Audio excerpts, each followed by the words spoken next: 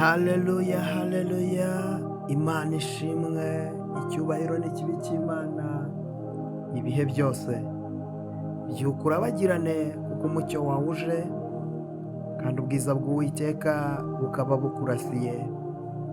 None turi ku wa gatatu, tariki 25, ukwezi ko ni ukwa gatatu, umwaka ni 2026.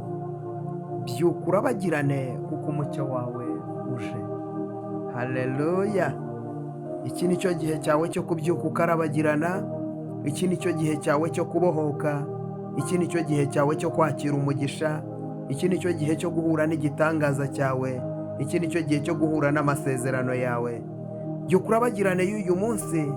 Turasoma mu gitabo cy'umuhanuzi Yesaya, ibice byaho ni 43, turasoma n'umurongo waho wa 18. Haranditse ngo ibya kera ntimubyibuke, kandi ibyashize mwe kubyitaho. Dore ngiye gukora ikintu gishya, ubu ko kigiye kwaduka ntimuzakimenya. Nzaharura inzira mu butayu, ntembesha imigezi mu kidaturwa.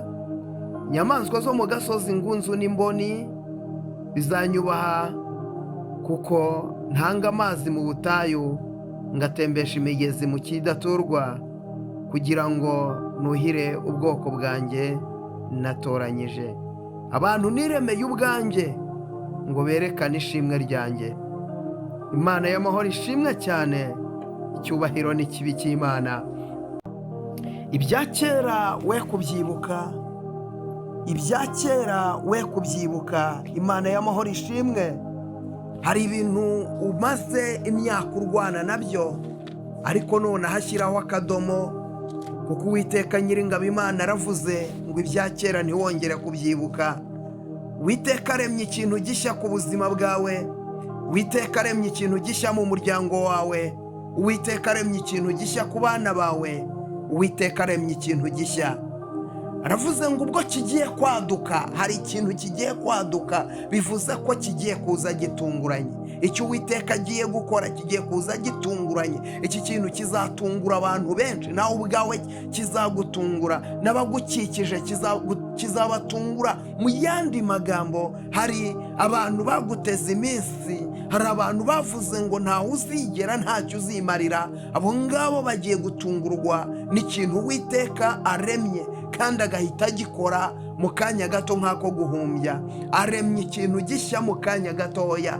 Ko aravuze ngo nzaharura inzira mu butayu. Ndagira ngo nkubwire, wabonaga nta nzira, wari ufite ikibazo kikuremereye, ureba ukabona nta nzira icyo kibazo byanyuramo ngo gikemuke. Ariko zoni mashando wiribirifa, aya masaha Imana iravuze ngo iciye inzira. Hari ahantu Imana iguciriye inzira, hari ahantu Imana iguciriye inzira wabonaga nta nzira, ariko Imana iguciriye inzira y'akazi. Imana iguciriye inzira yo kubona amafaranga. Imana iguciriye inzira yo gukoresha mariage. Imana iguciriye inzira yo gukira iyo ndwara. Ko ijambo riravuze ngo nzaca inzira mu butayu, kandi nzatembesha amazi. Haleluya.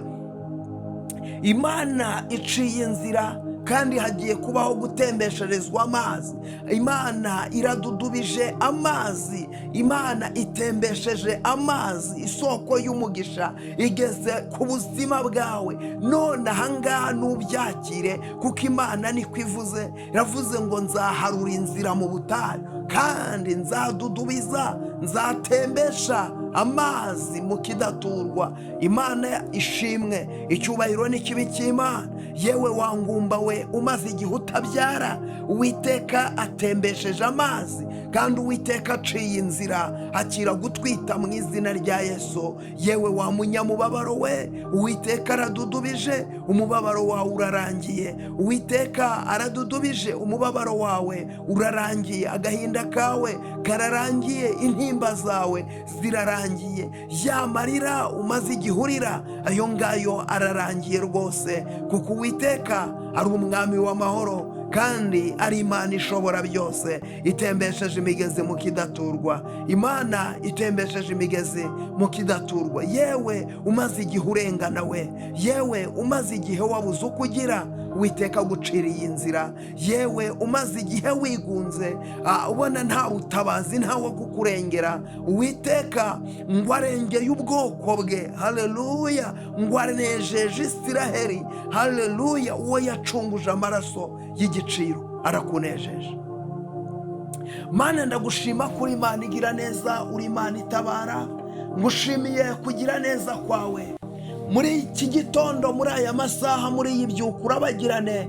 Ndasengera uyu muntu nkurikiye, amaze igihe kinini abona nta nzira, abona ibintu bimuhagaze imbere kandi byose bimushinyikiye, bimwasamiye, abona bigambiriye kumumira bunguri. Ariko uyu muntu ndamusengeye, Mana mwihishurire, Mana mwitamururire, ndakwinginze mwiyereke. Reka urambure ikiganza cyawe ku buzima bwe Kristo, reka umumara umubabaro, usenye ibicaniro byose by'abazimu n'abadayimoni. Hari imbaraga zimaze igihe zimurwanya, hari imbaraga zimaze igihe zimunaniza. Urugo rwe rwarasenyutse, ariko ongera usane Mana, ongera usane ahasenyutse, ongera umwubake Mwami, ongera umukomeze, umwubakire umutima, kuko umutima we warasenyutse, umutima we wasenywe n'abadayimoni, umutima we wasenywe n'abarozi. Ongera umwubake nyaguhora ku ngoma Imana, ongera wubake umutima we, ongera umuremere umunezero, ongera umuremere ibyishimo, ongera umugarukeho Papa. Ndasenze mu izina rya Yesu. Hari abantu Satani yafunze imigisha yabo, bakoraga bizinesi zabo zirahomba, bakoraga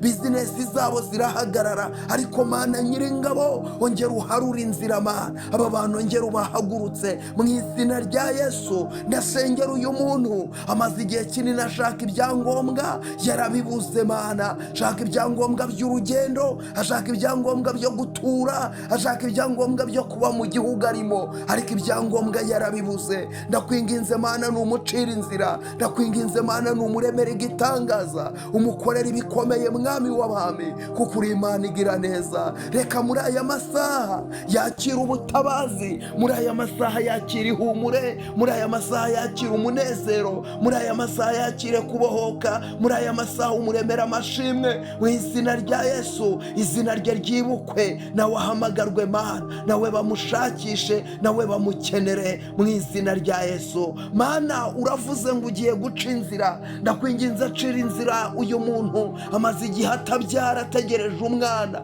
Ndagusabye Kristo mucira inzira, ndagusabye Kristo murengere, ndagusabye Kristo mubambira amahema, ndagusabye Kristo mwihishurire, ndagusabye Kristo mwiyereke Mana. Reka ubamba amahema ku buzima bwe, uyu muntu mumara umubabaro, uyu muntu mumara agahinda, uyu muntu Mwami muhoza amarira, uyu muntu muremera umunezero, uyu muntu muremera ibyishimo, uyu muntu muremera ubutsinzi, kuko uri Imana igira neza, uri Imana itananirwa, uri Imana yo kwiringirwa. Hirya yawe nta yindi Mana. Ndasengera uyu muntu, reka imbaraga zawe izo zimugaragareho, reka ubutware bwawe ubwo bumugaragareho, umwuka wawe wera uwo nguwo amubonekeho. Agwiriye Kristo, agwije ubwenge n'ubuhanga no kumenya mu izina rya Yesu. Mana, reka imbaraga zawe, impuhwe zawe Mana ziboneke, umuha umwana. Wibutse Sara umuha umwana, wibuka Hana umuha umwana. Ndasengera umuntu wese utabyara Mana, mwibuke umuhereza umwana.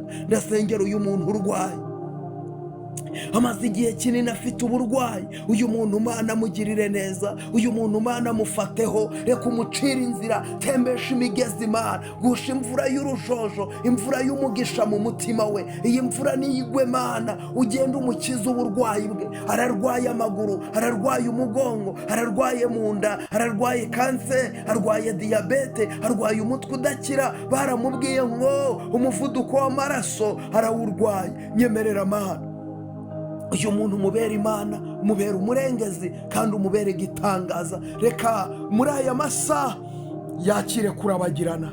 Urakoze Kristo, amen.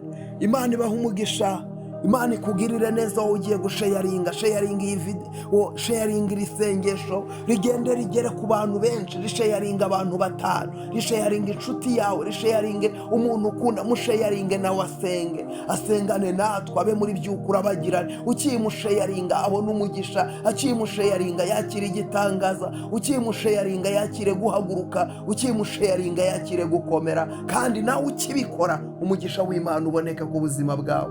Kora subscribe niba utarayikora, ukiyikora umugisha w'Imana ukubeho, kandi like comment yawe ni ingenzi, ntugende utavuze ngo amena. Imana y'amahoro ikwihishurire kandi ikomeze kukwigaragariza mu izina rya Yesu Kristo, amen.